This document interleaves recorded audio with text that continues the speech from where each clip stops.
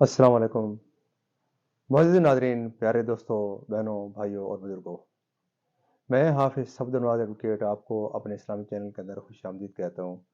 اور ہر روز کی طرح آج بھی ہم انشاءاللہ چھٹا پارہ سورۃ النساء آیات نمبر 160 تا 165 تک کی تلاوت، ترجمہ اور تفسیر پڑھنے کا شرف حاصل کریں گے۔ تلاوت شروع کرنے سے پہلے ہم درود شریف پڑھتے ہیں، آپ بھی میرے ساتھ پڑھیں۔ اللهم صل على محمد وعلى ال محمد كما صليت على ابراهيم وعلى ال ابراهيم انك حميد مجيد.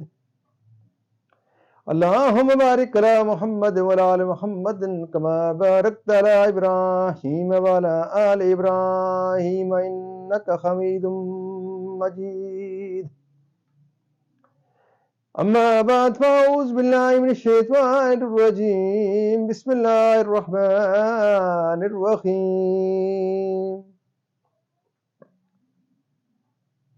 وأخذهم الربا وقد نهوا عنه وأكلهم أموال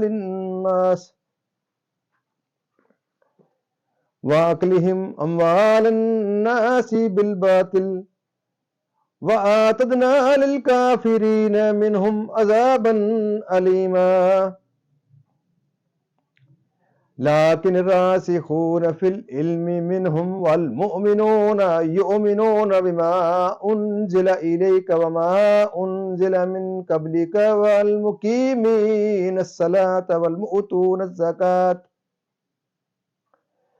والمؤتون الزكاة والمؤمنون بالله واليوم الآخر أولئك سنؤتيهم أجرا عظيما. إنا أوحينا إليك كما أوحينا إلى نوح والنبيين من بعده وأوحينا إلى إبراهيم وإسماعيل وإسحاق ويعقوب والأسباط وعيسى وأيوب ويونس وهارون وسليمان وآتينا داود زبورا ورسولا قد قصصناهم عليك من قبل ورسولا لم نقصصهم عليك وكلم الله موسى تكليما.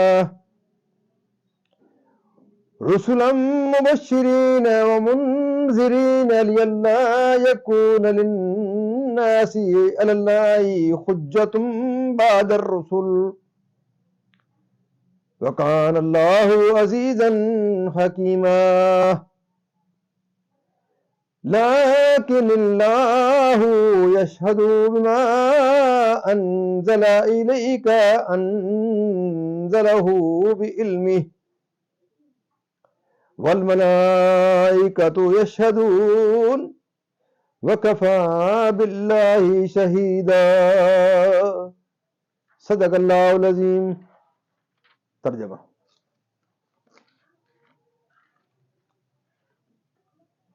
اور اس لیے کہ وہ سود لیتے حالانکہ وہ اس سے منع کیے گئے تھے، اور لوگوں کا مال ناحق کھا جاتے، اور ان میں جو کافر ہوئے ہم نے ان کے لیے دردناک عذاب تیار کر رکھا ہے. ہاں، جو ان میں علم میں پلے اور ایمان والے ہیں وہ ایمان لاتے ہیں اس پر جو اے محبوب تمہاری طرف اترا اور جو تم سے پہلے اترا، اور نماز قائم رکھنے والے اور زکوٰۃ دینے والے اور اللہ اور قیامت پر ایمان لانے والے، ایسوں کو ان قریب ہم بڑا ثواب دیں گے. بے شک اے محبوب ہم نے تمہاری طرف وحی بھیجی جیسے وحی نوح اور اس کے بعد پیغمبروں کو بھیجی، اور ہم نے ابراہیم اور اسماعیل اور اسحاق اور یعقوب اور ان کے بیٹوں اور عیسیٰ اور ایوب اور یونس اور ہارون اور سلیمان کو وحی کی، اور ہم نے داؤد کو زبور عطا فرمائی، اور رسولوں کو جن کا ذکر آگے ہم تم سے فرما چکے، اور ان رسولوں کو جن کا ذکر تم سے نہ فرمایا. اور اللہ نے موسیٰ سے حقیقتاً کلام فرمایا۔ رسول خوشخبری دیتے اور ڈر سناتے کہ رسولوں کے بعد اللہ کے یہاں لوگوں کو کوئی عذر نہ رہے، اور اللہ غالب حکمت والا ہے۔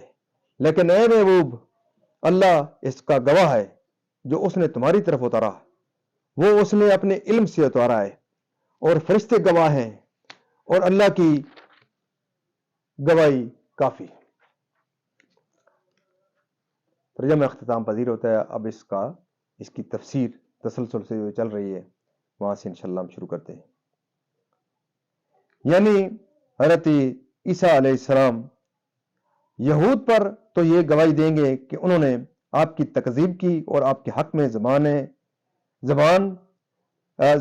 تان و دراز کی، اور نصارہ پر یہ کہ انہوں نے آپ کو رب ٹھہرایا اور خدا کا شریک گردانا، اور اہل کتاب میں سے جو لوگ ایمان لے آئے ان کے ایمان کی بھی آپ شہادت دیں گے۔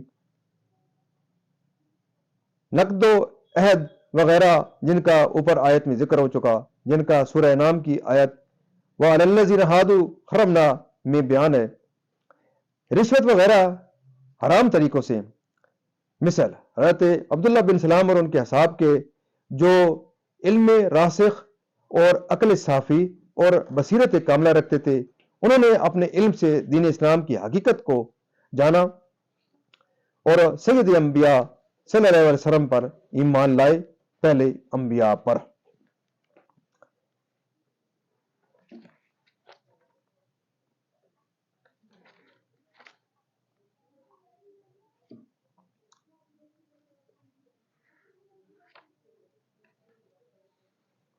اس کے بعد علامت نفاق ہے۔ اس آیت میں ان کی مدح ہے جو زمانہ اقدس تک حضرت عیسیٰ علیہ السلام کے دین پر رہے، اور سید عالم صلی اللہ علیہ وسلم کی بعثت معلوم ہونے پر حضور علیہ الصلوۃ والسلام پر ایمان لے آئے۔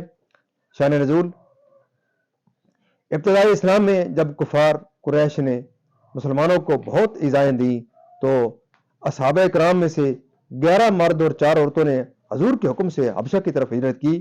ان مہاجرین کے اسماء یہ ہیں: حضرت عثمان غنی اور ان کی زوجہ طاہرہ، حضرت رقیہ بنت رسول اللہ صلی اللہ علیہ وسلم، اور حضرت زبیر، حضرت عبداللہ بن مسعود، حضرت عبد الرحمن بن عوف، حضرت ابو حذیفہ اور ان کی زوجہ، حضرت سہلہ بنت سہیل، اور حضرت مصعب بن عمیر، حضرت ابو سلمہ اور ان کی بیوی حضرت ام سلمہ بنت امیہ، حضرت عثمان بن مظعون، حضرت عابر بن ربیہ اور ان کی بیوی حضرت لیلہ بنت خصیبہ، حضرت حاتب بن عمرو، حضرت سہیل بن بیضہ رضی اللہ عنہم۔ یہ حضرات نبوت کے 5ویں سال ماہ رجب میں بحری سفر کر کے حبشہ پہنچے۔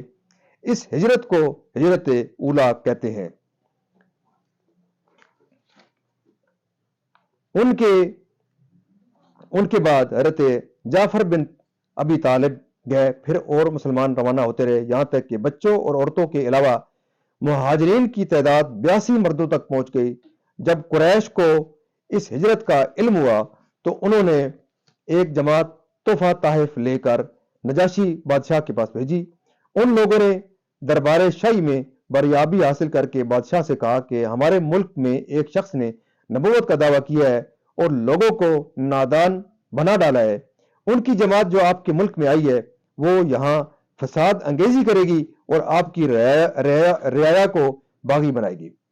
ہم آپ کو خبر دینے کے لیے آئے ہیں اور ہماری قوم درخواست کرتی ہے کہ آپ انہیں ہمارے حوالے کیجیے۔ نجاشی بادشاہ نے کہا ہم ان لوگوں سے گفتگو کر لیں۔ یہ کہہ کر مسلمانوں کو طلب کیا اور ان سے دریافت کیا کہ تم حضرت عیسیٰ علیہ السلام اور ان کی والدہ کے حق میں کیا اعتقاد رکھتے ہو؟ حضرت جعفر بن ابی طالب نے فرمایا کہ حضرت عیسیٰ اللہ کے بندے اور اس کے رسول اور کلمت اللہ و روح اللہ ہیں، اور حضرت مریم کنواری پاک ہیں۔ یہ سن کر نجاشی نے زمین سے ایک لکڑی کا ٹکڑا اٹھا کر کہا خدا کی قسم تمہارے آقا نے حضرت عیسیٰ علیہ السلام کے کلام میں اتنا بھی نہیں بڑھایا جتنا یہ لکڑی، یعنی حضور کا ارشاد کلام عیسیٰ علیہ السلام کے بالکل مطابق ہے۔ یہ دیکھ کر مشرکین مکہ کے چہرے اتر گئے۔ پھر نجاشی نے قرآن شریف سننے کی خواہش کی۔ حضرت جعفر نے سورہ مریم تلاوت کی۔ اس وقت دربار میں نصرانی عالم اور درویش موجود تھے۔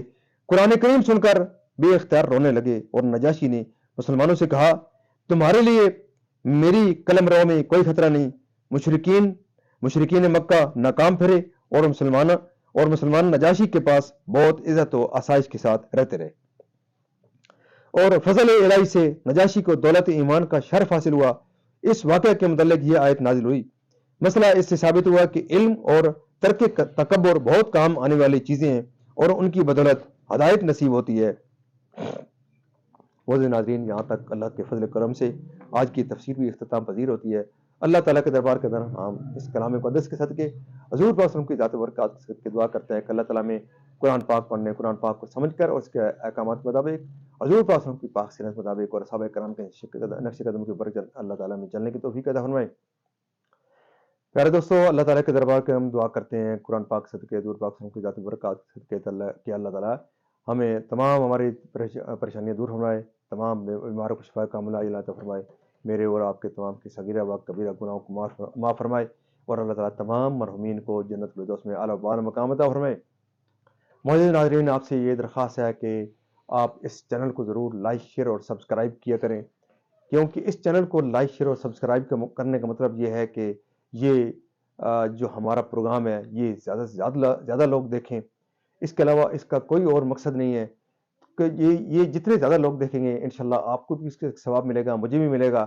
تو یہ کیونکہ یہ ایک صدقہ جاریہ ہے، تو ختم نبوت کے صدقے یہ ہم جتنے بھی کلمہ گو ہیں، جنہوں نے کلمہ لا الہ الا اللہ محمد رسول اللہ پڑھا ہے، تو ان کے اوپر یہ فرض ہے کہ وہ اس کلام مقدس کے میسج کو ہر کلمہ گو تک، ہر انسان تک، ہر ذی شعور جو اس دنیا پہ آیا ہے اس تک یہ کلمہ پہنچانا ہمارا فرض ہے۔ تو اس فرض میں آپ بھی اپنا ضرور حصہ ڈالیں۔ اللہ تعالیٰ آپ کو یہ نیک کام کرنے کی توفیق عطا فرمائے، اللہ تعالیٰ آپ کی یہ کاوش قبول فرمائے، اور اللہ تعالیٰ آپ کو صحت عطا فرمائے، اللہ تعالیٰ آپ کی پریشانیاں دور فرمائے، آمین ثم آمین۔